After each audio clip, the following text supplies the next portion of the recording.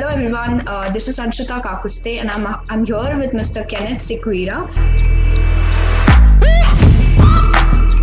Kenneth Sequeira, sir, is an engineer-MBA who currently works at Myntra as a Deputy Director of Learning and Development and manages the training and skill building needs for its employees out of Bangalore. Post his diploma in industrial electronics and earning his bachelor's degree in electronics and telecommunication engineering, he worked with Infosys Technologies as a systems engineer. But he also carried a deep passion for people development. So this inspired him to pursue a postgraduate degree in management from Xavier Institute of Management and Research.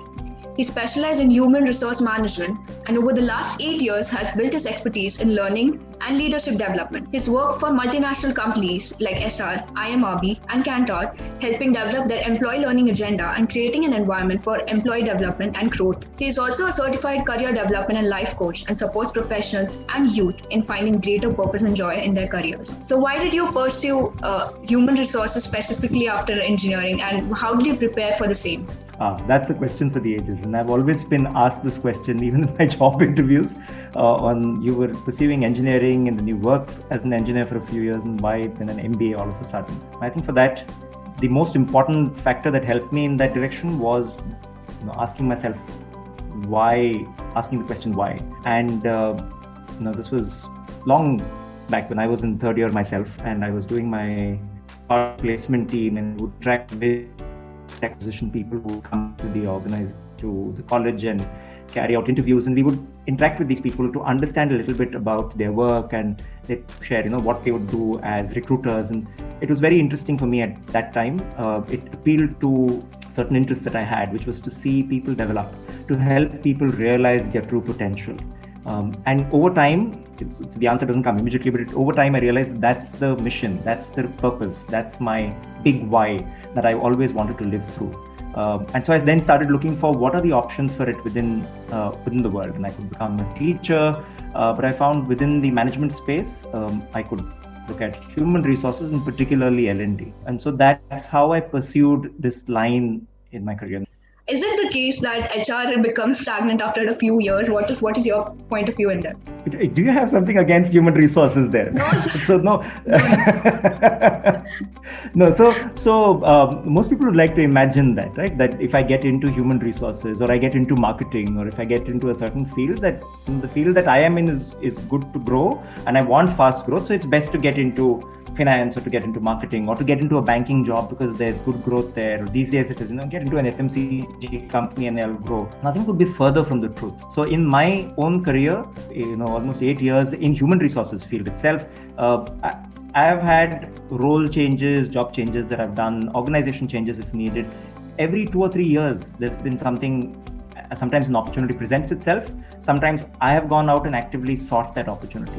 The only situation I have seen where individuals become stagnant in a role is when I get comfortable with where I'm at. Even right now, as I speak to you, I might seem like, have 12 years of experience, there's nothing more to do. But even at this moment, I'm pursuing a certification. Even at this point, I'm learning. I am constantly skilling. I have today perhaps a new skill that I didn't have last year. And does that stop? No, even 10 years from now, I'll continue to do that. Stagnation only comes if you choose it. It's some ad that I remembered from, be remembered for good. What do you want to be remembered for? If you know that answer, work towards all those things that will help you in that direction. And you'll find it difficult to remain in one place. You'll find that it'll take you to interesting places, new opportunities that will come. So yeah, completely busting your myth that HR's role is very stagnant and nothing can be further from the truth. So how, according to you, has HR as a profession evolved over the years? Especially in the pandemic, there is an increased need for HR people. So why do you think that shift has occurred? So, HR as a department, as a function itself has evolved from even from the time when I joined in and even a little before that, where it's no longer seen as an administrative department, but is seen as a critical function of the business to enable growth for the organization. And if I had to perhaps give it another name, I would call it as people operations or people engineering. We're focused on hiring, developing, retaining, engaging, motivating talent. And finding ways, processes, tools that we can create or borrow that enables this entire process. So our focus is on enabling the business to do well.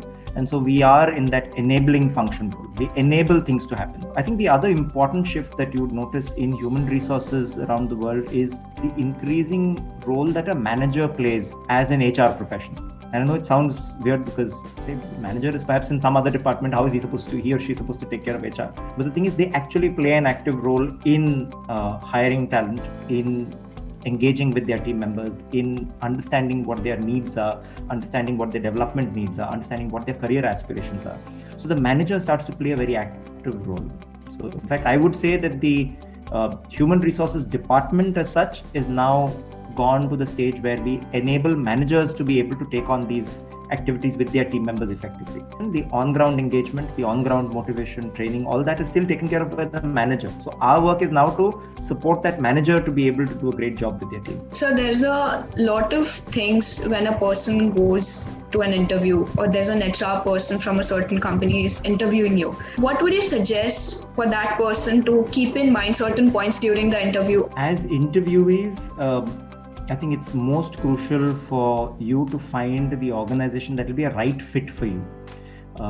Remember the aspirational quality and the brand value of being with a certain firm is only for the first few months. It's similar to getting a new mobile, and you have that joy of operating a new mobile device for the first few days or weeks or months. And after that, the novelty wears off, and then you're stuck with the feeling that, oh, this is not what I was looking for in the mobile phone, or this is not the features I wanted. And the same thing can happen with an organization. That after the novelty wears off of working with the company, after the honeymoon period is over, you will get a feeling, oh, this is not the kind of work that I wanted to do. So as students, it's very, very crucial. First and foremost, when you're applying to a company, look at the kind of jobs they have. If it doesn't excite you, chances are once the big brand name has worn off, you will feel stuck and you'll feel, oh, I've wasted my time working here.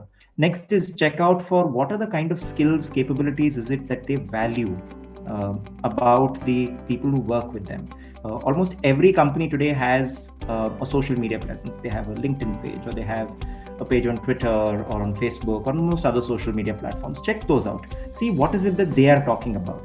If they are an organization that talks a lot about being inclusive, allowing for even young folks within the organization to come up with new ideas, and if you are someone who has a lot of brilliant ideas, then you'll be a perfect fit. So that's the pursuit. When you're going for an interview, do this bit of homework, and you'll find that the interview process with such companies will go like a breeze, because if you have the skills that that organization is looking for, they'll be happy the moment they're able to see you and you're able to answer their queries and you're able to answer their questions. That makes a big difference. A lot of students are confused because there are so many options available for them today. So what plan of action would be suitable for all would you suggest to students before choosing their career path? In terms of career options, I'm perhaps not the best person to advise you on, because I've pursued a certain path and a certain journey that I've gone on. So there is no one path that is perhaps best suited. You won't know what kind of journey you will go on, but it's important in that to figure out three things. One is